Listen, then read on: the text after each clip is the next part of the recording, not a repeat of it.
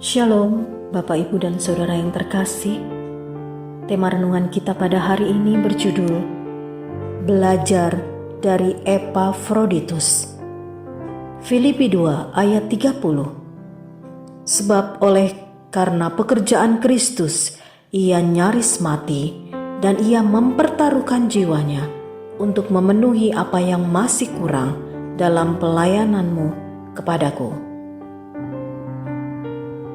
Di dalam nilai Kristen, hidup menghamba merupakan spiritualitas tinggi. Itu mengapa pendeta, pemimpin, dan pekerja-pekerja yang bertanggung jawab atas kepentingan banyak orang dinamai pelayan. Dalam tradisi Kristen sendiri, pelayanan atau aktivitas para pelayan sesungguhnya merujuk pada praktik menghamba yang sangat dekat dengan kata budak, setidaknya dalam teologi Paulus. Paulus menyebut dirinya hamba, yaitu hamba Yesus Kristus yang dipanggil menjadi rasul.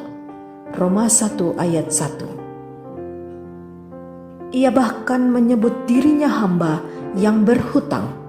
Roma 1 ayat 14. Dan yang paling hina di antara hamba-hamba lainnya.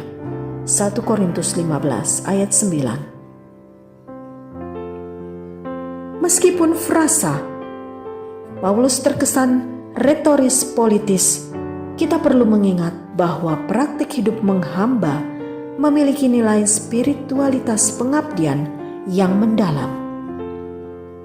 Spiritualitas hidup seperti itulah yang dimiliki tokoh kita, Epafroditus. Kenangan saya langsung menuju ke gaya hidup Mbah Marijan.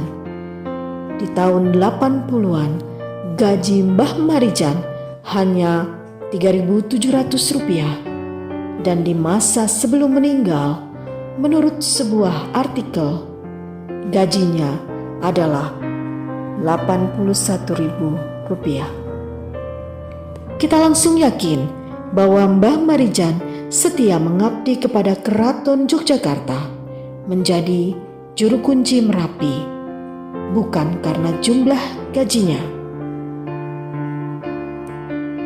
Bagi saya, yang memotivasi kesetiaan pengabdiannya adalah spiritualitas pelayanannya, pengabdiannya sebagai abdi keraton. Ia menghamba kepada keraton seolah menghamba kepada Yang Maha Kuasa. Dari kisah itu, kita memiliki model gaya hidup menghamba. Mirip dengan gaya hidup Epafroditus yang diceritakan oleh Paulus yang rela menjadi ban serep bagi praktik pelayanan yang ditekati oleh jemaat di Filipi dalam menolong Paulus. Dikatakan oleh Paulus, ia nyaris mati ketika menemani Paulus. Jika Mbah Marijan telah mati dalam kesetiaan pengabdian, Epafroditus nyaris mati, atau artinya bersedia mati dalam pelayanannya bersama Paulus. Apakah kita harus menjadi seperti Mbah Marijan dan Epafroditus? Saya tidak tahu konteks hidup Anda semua.